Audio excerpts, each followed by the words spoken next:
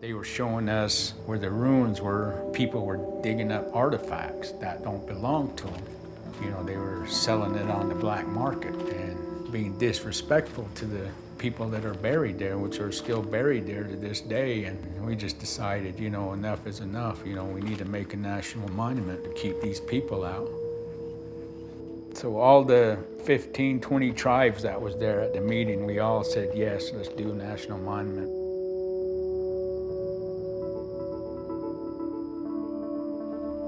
Hi, I'm Ryder Haske, and this is the People's TV podcast.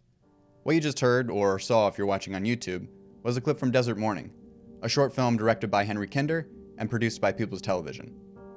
The film premiered at the 2020 Mountain Film Festival and is currently featured on Nowness. In this episode, Henry and I discuss his inspiration for Desert Mourning and the creative process that guided his approach. Thanks for tuning in. Good afternoon, Henry. Thanks for being here on the People's TV podcast. Great to be here. Can you please introduce yourself and tell us what you do at People's TV? I am from Berkeley, California, and currently based in Brooklyn, New York. And I've been a creative producer at People's TV for about a year, a little over, which basically just means, you know, coming up with creative pitches and designing decks and going out into the world and talking to people and filming cool things for great brands and causes and supervising edits and, you know, all that jazz. Thanks, Henry. And I know that you're also a director and a filmmaker, and you made a film last year. Can you tell me about Desert Mourning? Yes, I would love to tell you all about Desert Mourning. It's a short doc about the Grand Staircase-Escalante National Monument in southern Utah, exploring the decades and really centuries long conflict surrounding how to conserve it, protect it, what to do on it, its value to humans, and how, you know, the people who live next to this really amazing place relate to this chunk of land. So when I think about the origin of this story and kind of what drew me to it, I really kind of go back to this trip I took in high school to northern Arizona. My high school had this really amazing kind of emphasis on outdoors experiences. And so one of those trips was this week-long backpacking trip just right below what is the Grand Staircase-Escalante monument, I later learned. But on this trip, I was just totally taken by this landscape and kind of in this really spiritual kind of, I don't know, I just kind of was possessed by it in a really intense way and kind of couldn't really shake it for many years. And it was clear to me that I was going to return to that part of the world at some point and make a film there. And I had written some narrative scripts that kind of were set in that area, and just it kind of had never left my mind. And so then one day in October, I think 2018, an article was published in the New Yorker about the Grand Staircase-Escalante National Monument and about the Hell's Backbone Grill, which is a restaurant just on the border of the monument, run by these two women, and it's in Boulder, Utah, which is really a remote place. And it's kind of this farm-to-table gourmet restaurant in, you know, what is a desert and a food desert. And so it kind of explores the issues of surrounding the Grand Staircase monument boundaries through the activism work that these two restaurant owners are doing to try to fight to protect it. And this was about a year after Trump had cut the monument by nearly in half. So that was really the first time I'd ever kind of seen the words Grand Staircase-Escalante National Monument written out in this article.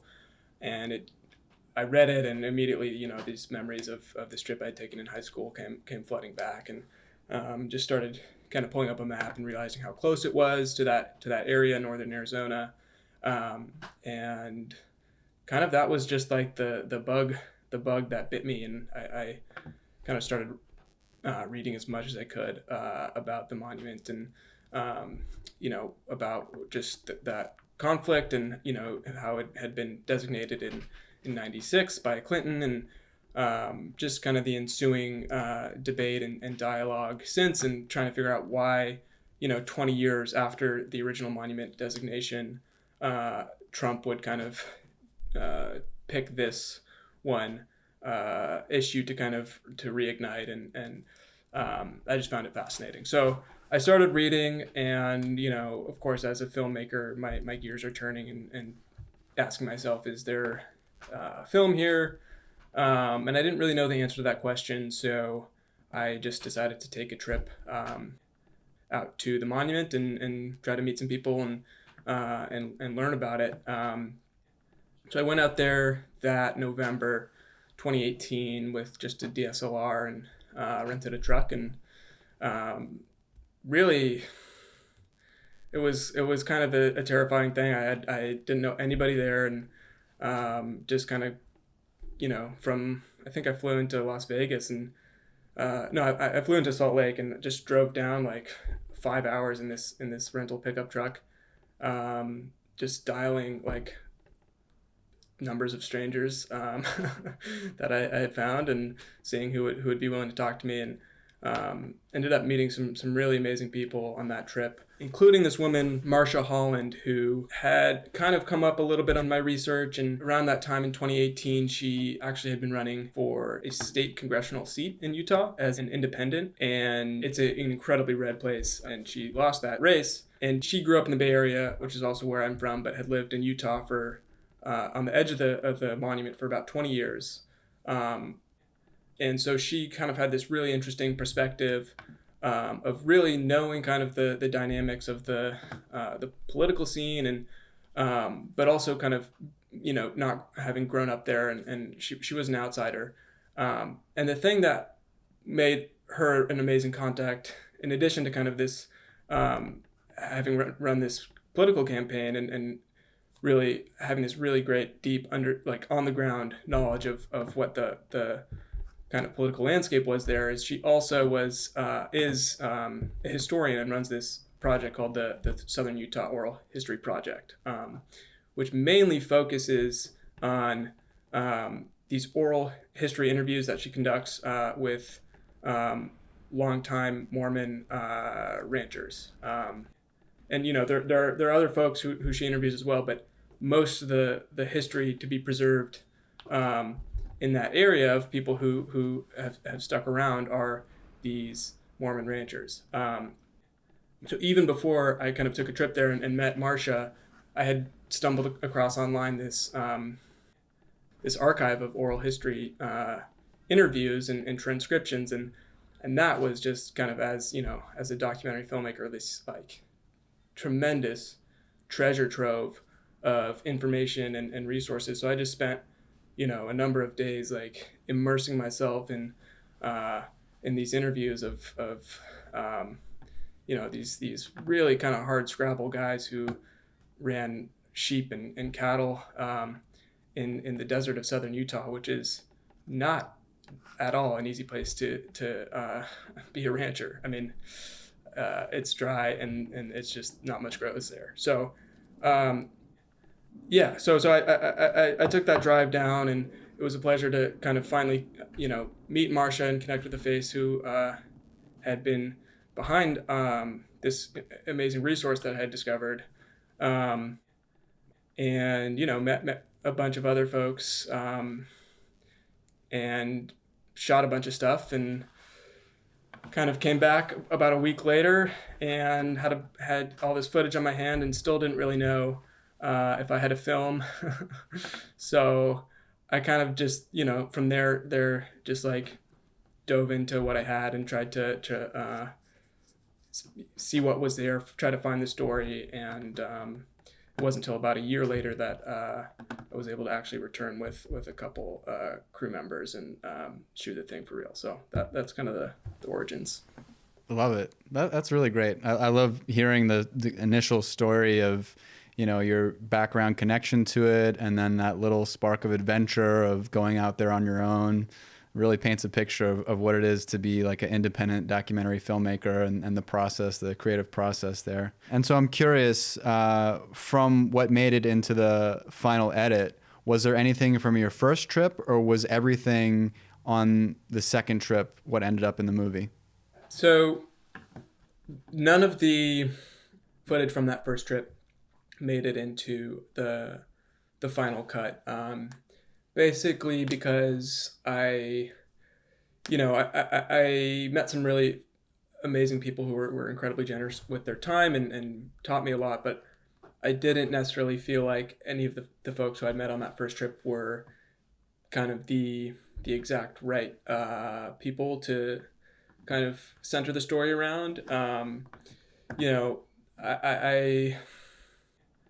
kind of knew that I wanted to include the perspectives of some kind of key groups in the area. I knew I wanted to have the perspective of a Native American in the film, and a rancher in the film, and maybe somebody who was kind of more conservation minded. And so it was just kind of became this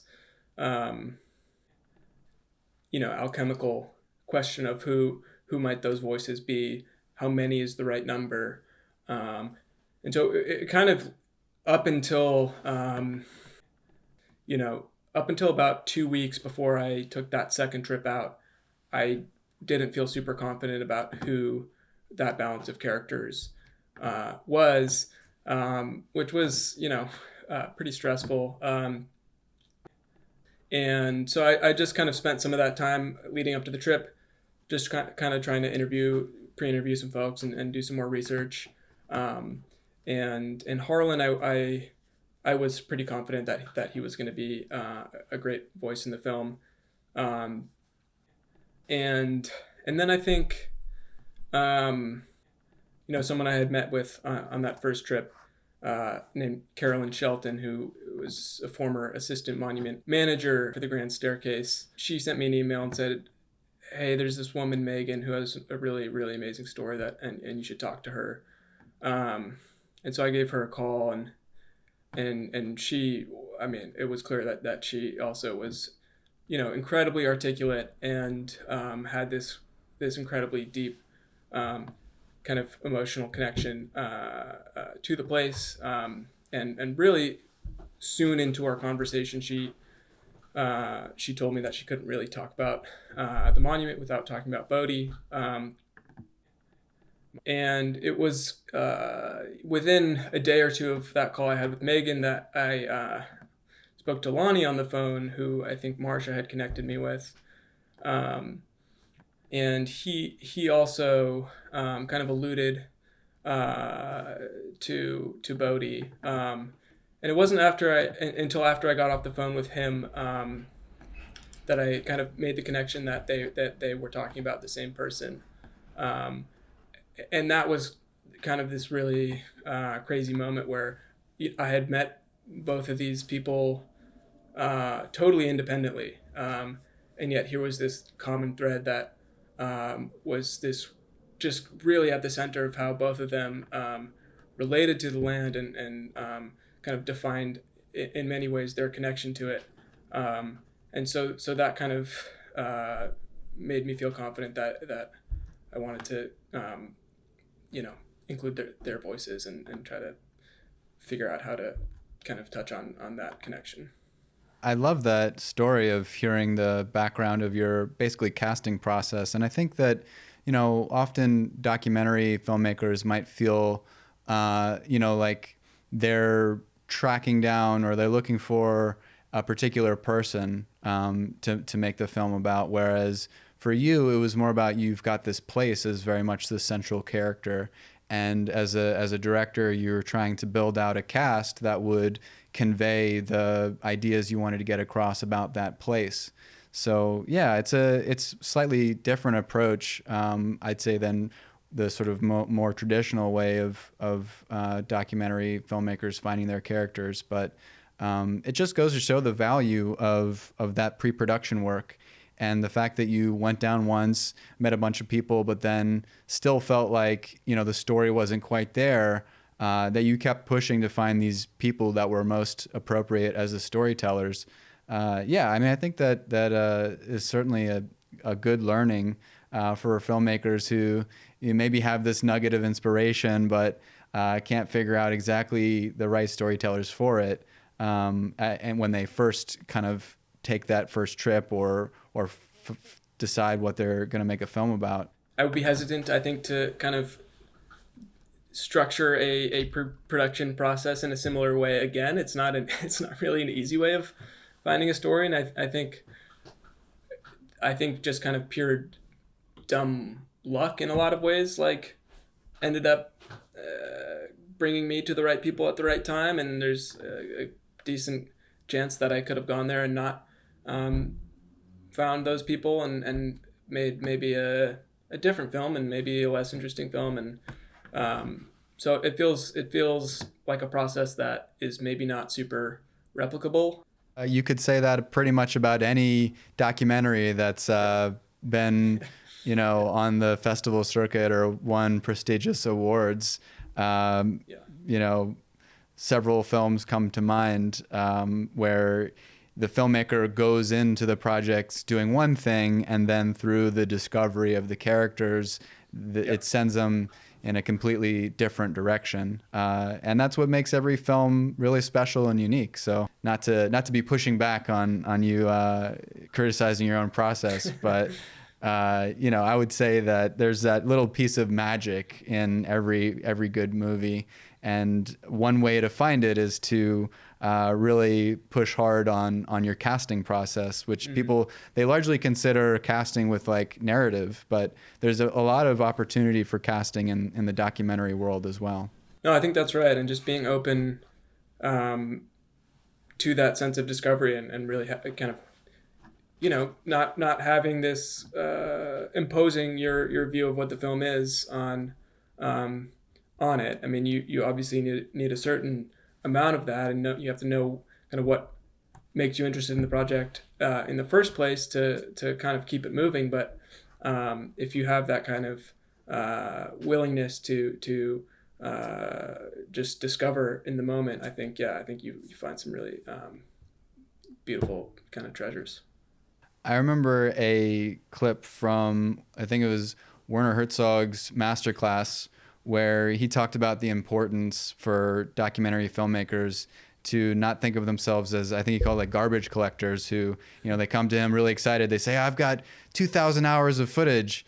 And he says, no, like, tell me what you actually want to use in your movie. And you are the one as a director who really needs to decide how to craft your film. So I feel like you maybe took a page out of Herzog's book there with, really being deliberate with the story you were crafting and not making it something that was super open-ended when you set out to tell the story about this place. Part of just that initial kind of research process was like, okay, trying to discover what, storytelling films already existed about this place and what I felt like those films had done successfully and what I felt like I could maybe bring differently to the table. And just even from that kind of sense of research of like defining, what I didn't want to do, set some really important, just formal parameters about how I was going to approach this place that is very much a character in the film. Like, it was clear to me from watching these type of kind of conservation-y minded documentary films that I just didn't want to do. I wanted a viewer to feel like they were standing on the monument when they're watching the film as much as possible. I wanted it to really just be grounded in that experience of what it's like to be kind of in these deep canyons, and just kind of being towered over by these red rock walls. Just kind of really my entry point to the story was that feeling. I tried to figure out a way stylistically to nudge at that.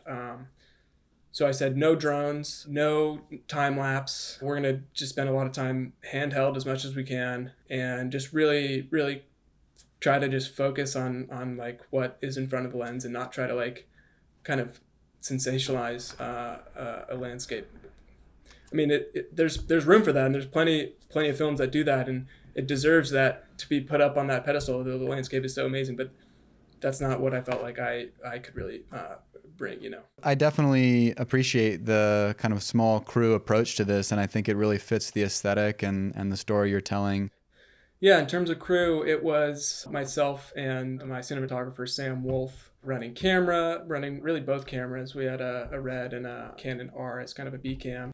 And then my girlfriend, Lila, was running sound. And she is a trained photographer, not a trained sound recordist, so some kind of on-the-fly learning there. But she did a great job, and we got some good stuff. And Sam obviously just knocked it out of the park. So real skeleton crew, which I think, you know, that was obviously kind of a limitation with resources, but I don't think I would have wanted to have too many other folks there anyways. Just, I think having, you know, two really trusted, close collaborators and partners made it so much easier to just immediately kind of get on a trusting page with Harlan and Lonnie and Megan, rather than if we were just been showing up with a big truck and you know, a bunch of people.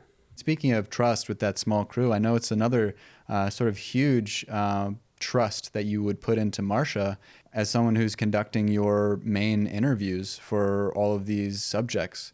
And could you talk a little bit more about the relationship you have as a director to Marcia, who, you know, sort of the person actually connecting one-on-one in these interviews? I think that's relatively unique. You know, I think in certain aspects it felt like a risk to kind of hand over that sort of, you know, the interviewing, which is, you know, what such a huge element to Marcia. At the same time, I just knew that she's been interviewing people in this place for, you know, going on 20 years, and had already conducted an interview with Lonnie, had already conducted an interview with Harlan. And so I also kind of viewed it as this way to kind of just almost a shortcut to getting to that trust with these people, because she already had those relationships. So I just saw it as this great kind of resource to be able to tap into this kind of emotional foundation that already existed, and was really grateful that she kind of agreed to do that. So, you know, I kind of, we spoke on the phone before each interview, and I drafted up a list of kind of questions and topics that I wanted to hit on with each person, and so we kind of honed those together, and then yeah, on the day she really kind of led the interview, asked all the questions, and you know, after we would get through it, I might chime in on something I wanted to hear more about. But yeah, I mean, I think it was a really just an advantage to have her who already just kind of speaks the language of Southern Utah so much better than this outsider from New York City, you know.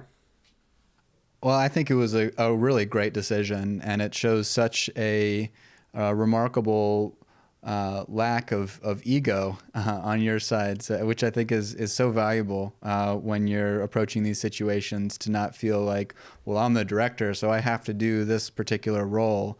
And for you to trust Marcia, of course, knowing that she has this background makes a lot of sense. And I think the results were, you know, they speak for themselves. These emotional interviews are really a central part of the film. And I think it's definitely wise that you let her lead on them, and then you could just chime in and you know, fill in the parts you wanted.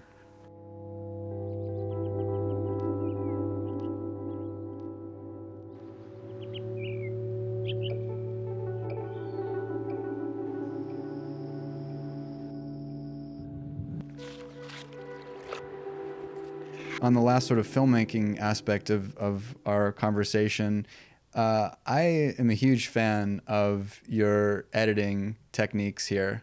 I just felt like, you know, from the sound mixing of them to the integration of the graphics to some of the transitional moments, it's really well done. Of course, the footage is beautiful, but there's definitely an aesthetic to the editing. Can you talk a little bit about how you're collaborating with the editor and deciding to go in that direction for the editorial aspect of the film? Yeah, I mean, I'll say one thing, just there was this kind of year between that first trip and that second trip I took out there, and in a lot of ways that was a very frustrating year, just feeling like I wasn't making any progress and not getting grants and all this stuff, and just feeling like I didn't really see a path forward to making the film. The thing that year really was helpful for was just really kind of gave me a lot of time to think deeply about what the story was, and both just how I felt like I might be able to tell it visually. And I think a lot of that thinking just kind of didn't appear in the final cut, but I think it definitely informed some of the decisions I made, and some of the just kind of intentions behind different aesthetic choices, like what you're talking about. And I think like this idea of kind of the intro graphics and the maps, like I really was excited about the idea of maps being just kind of this like really amazing tool for visualizing a landscape. And I was trying to make a film try to show a landscape, and like really feeling like I didn't really see a great way to do that, but maps were kind of this amazing non-temporal way of representing space. And I mean, it's also just interesting, the Grand Staircase-Escalante area was the last place to be mapped in the continental U.S. So there's really rich history of maps. So I had this kind of concept of like trying to collect all of the maps that I could find of this place, and spent a lot of time doing that, and wanting to just like find a way to kind of layer them on top of each other, both to kind of allude to just the kind of history and layers of time, and just kind of the layers of rock that you can really see the history of the geological history of this place so visually. And I thought it would be cool to try to do that with maps, and try to locate a viewer where we were on the monument with these amazing kind of visual tools. So that kind of found its way a little bit into the film with the title sequence, and some of these kind of chapter marker moments. And I worked with a friend, an amazing graphic designer named Seamus, who just really kind of knocked it out of the park with just designing those sequences and giving them a really unique feel. And yeah, I mean, I also just like kind of those interstitial, like really quick cut moments. That was kind of in that similar vein of like really trying to feel like grounded, like you're kind of standing in that monument, and just trying to evoke that feeling of the wind kind of slapping you in the face and slipping on a rock, and like just trying to place a viewer as if you're kind of hiking up that sheer face with Megan on that rainy day, that kind of feeling. And then of course Cesar. I mean, Cesar is like an incredibly talented storyteller, and I think one of the best things that he really brought, that his mind just works in a much better, clearer way than me, is kind of these verite scenes of trying to figure out how to show character without them necessarily talking about it, and just kind of starting with Harlan out there in his yard pulling weeds, and building moments like that, which I don't think necessarily would have been my first instinct, but had a really effective role in kind of just placing you in that world and with that person he brought to the table. So yeah, huge shouts to him for that. So I'm noticing a theme here, which is that you, as a director, made great decisions on bringing a talented team together to bring their own expertise in crafting this film.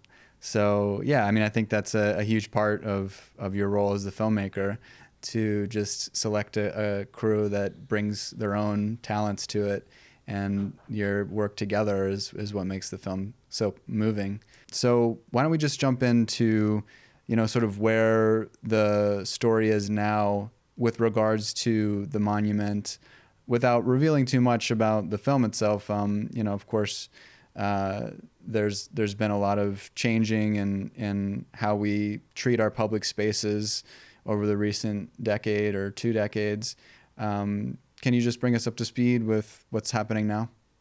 I think, when Trump made his reduction, there was a lot of fear. He opened it up to extractive resource industries, as well as kind of increased, ranching and grazing, and so you could and can still now kind of mine and drill and chain, which is this kind of horribly destructive way of tearing up trees.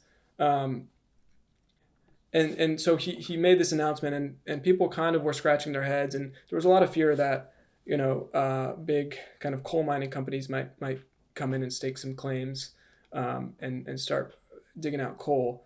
But one of the things that I learned when I first went out there was, people who were on the ground actually weren't seeing, drilling and mining as the kind of same level of an existential threat that a lot of kind of commentators say who didn't live there were kind of projecting.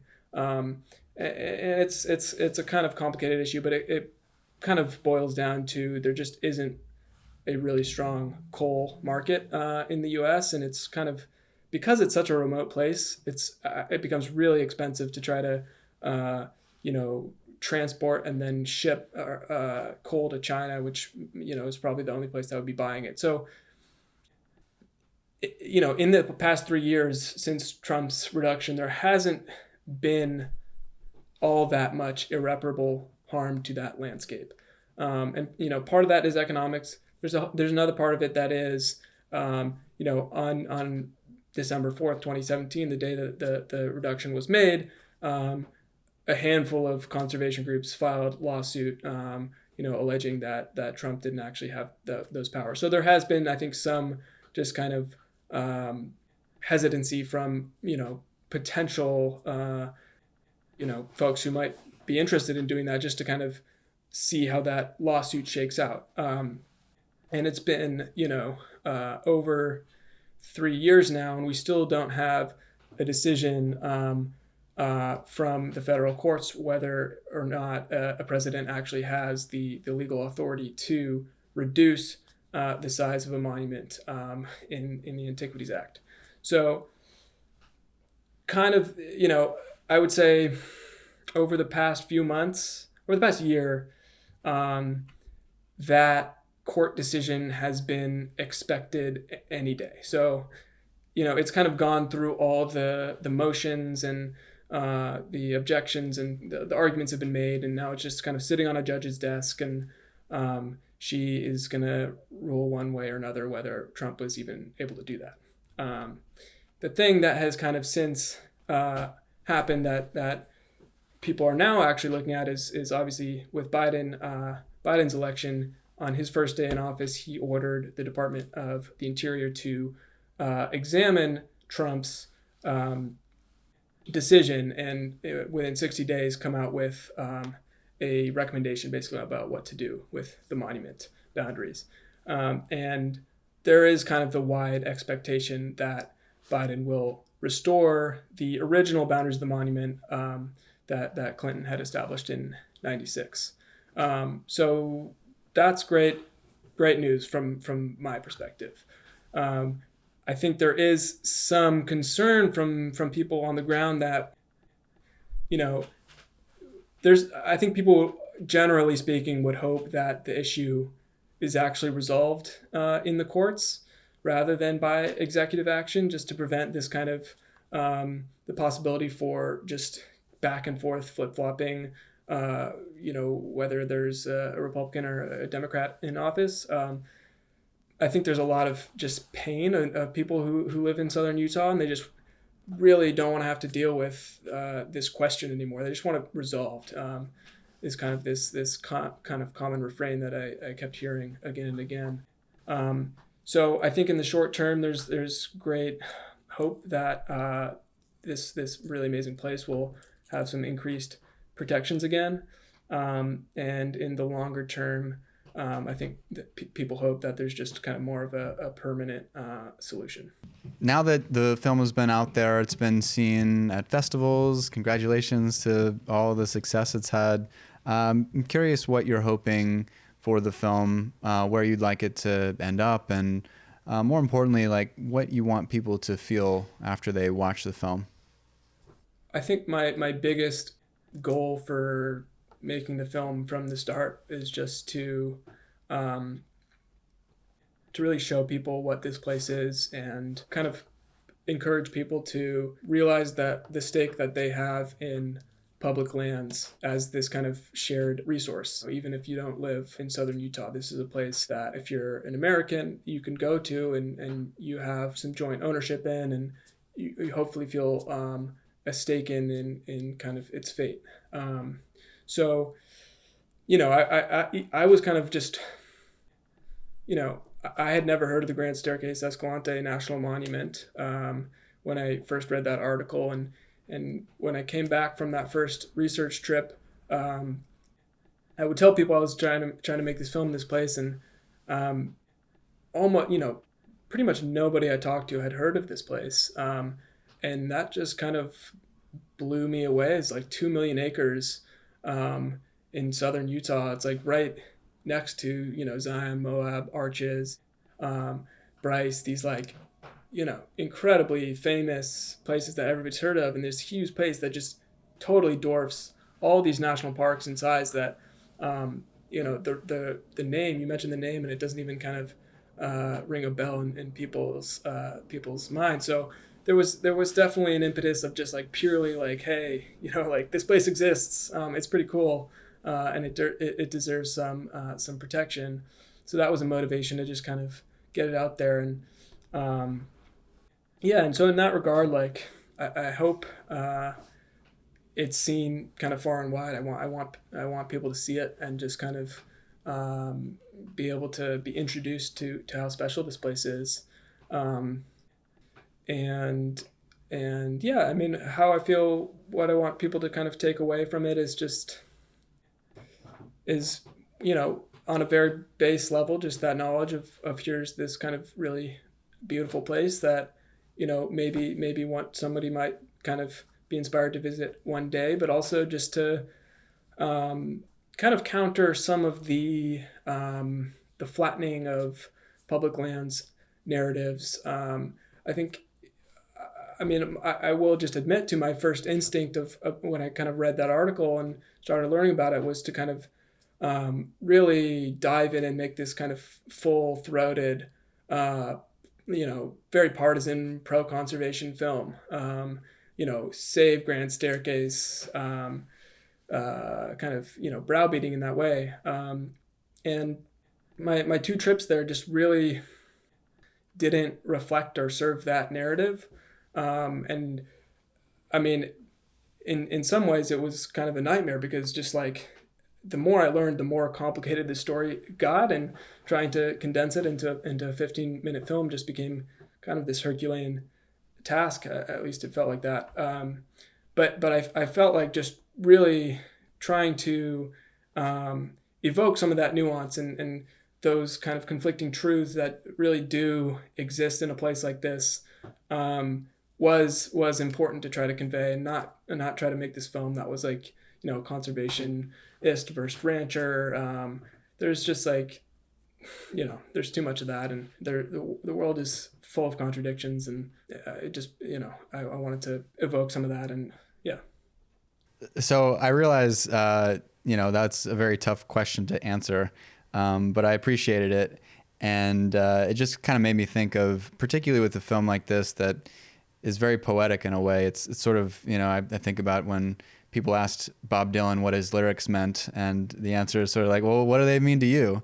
But I think that, what you've made is kind of, ethereal in that way, and people can apply their own meanings to it, similar to how you have the moon as a theme in there.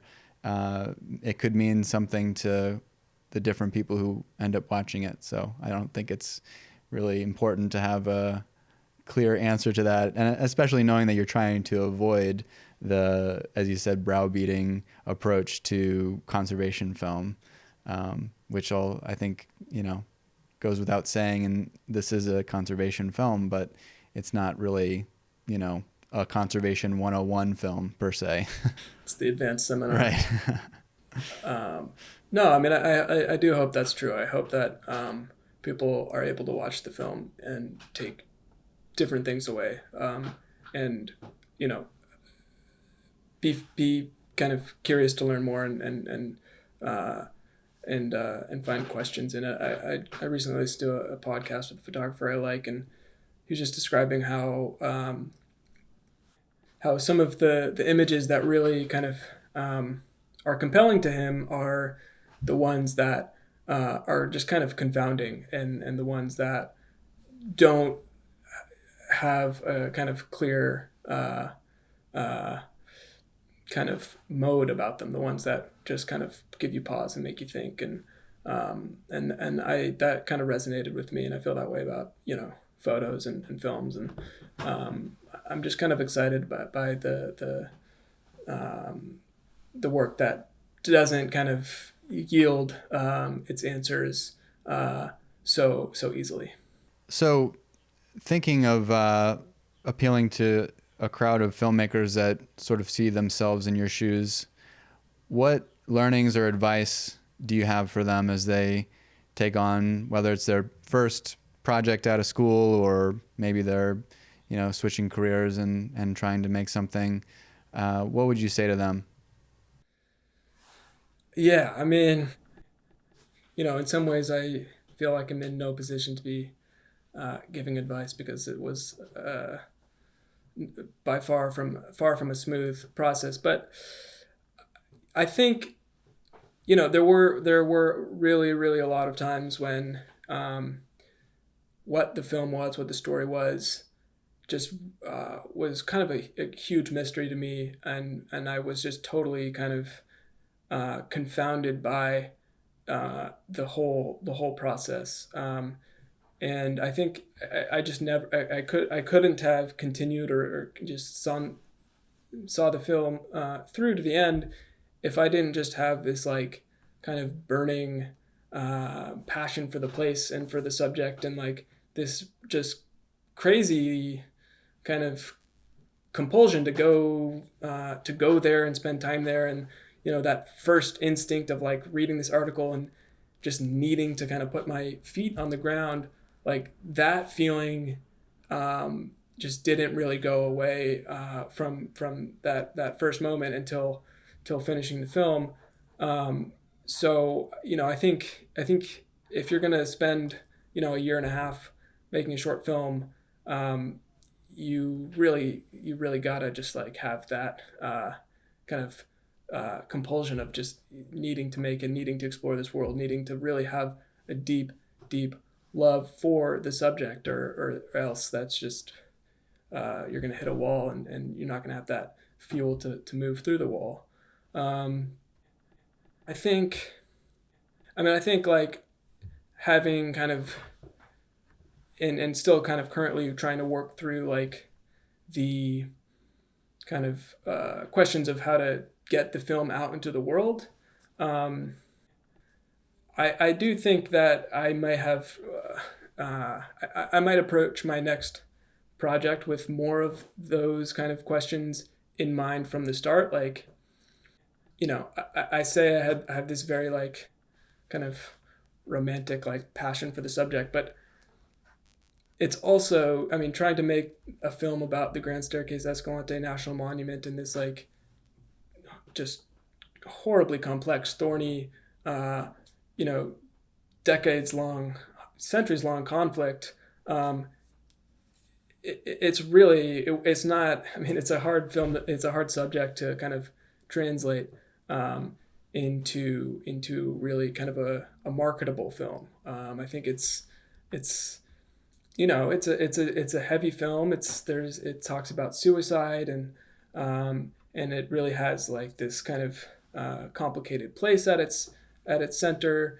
So just purely kind of from that kind kind of programming or distribution perspective, it's like it can be kind of a hard sell. I think it's not, and I do feel lucky that there have been a couple festivals that have seen something in the film and championed it, but I don't think it's necessarily just that like easy. I mean, it's not like an easy crowd pleaser, or there's not like one just like insane kind of character at its center. So from that perspective, it's challenging, and I'm not sure exactly what I would do differently next time, but I am now thinking about those things. Yeah. Well, certainly, yeah, important to stay conscious of the audience. But ultimately, like any good creative endeavor, you should make something that you like and hope that other people like it too. Yeah, right. I mean, yeah. Well, I think that pretty much wraps this up. It's been a real pleasure, Henry, talking to you about the film. I really enjoyed it. Thank you. Yeah. Thank you, Ryder. It's really fun to kind of revisit some of these memories, and just, yeah, it's a pleasure to dig into it with somebody who clearly watched it with care. So I appreciate the questions.